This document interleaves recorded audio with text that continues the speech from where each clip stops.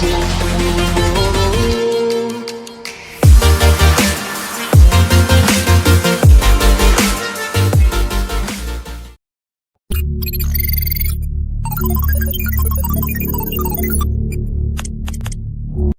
عليكم مشاهدي قناة OS تكنولوجي في فيديو جديد.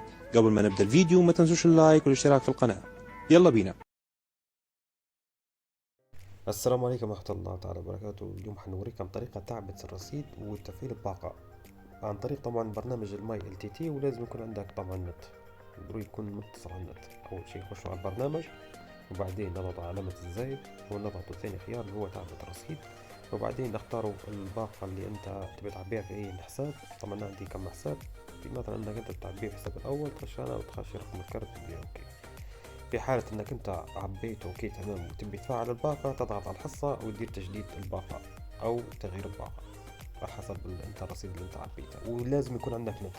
ففي طريقة واحدة اخرى اللي هي بدون انترنت بدون برنامج ولا اي شيء، عن طريق الرسائل، عن طريق رسائل نصية. هذه تنزل رسالة تفعل الباقة عندك او تنزل رسالة تعبي بها رصيد.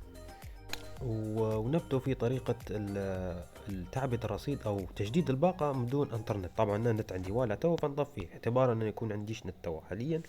فنبدأ في الطريقة، أول شيء نخشوا على البرنامج الماي LTT، وبعدين نضغطوا على علامة الزائد وتعبئة الرصيد. في حالة أنك أنت تعبي رصيد تضغط على الحساب تاعك وتدخل الكارت بتاعك وتدير إرسال.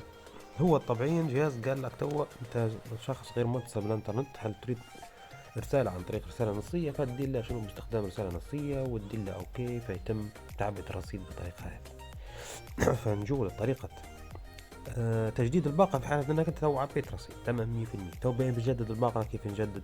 نخشوا على الحصة ونضغط على تجديد الباقة، وبرضه حنضغط نعم وحندخلوا كلمة السر للتطبيق، حيتم نقل الرسالة الى الرسائل النصية وحيتم تجديد الباقة بتاعك.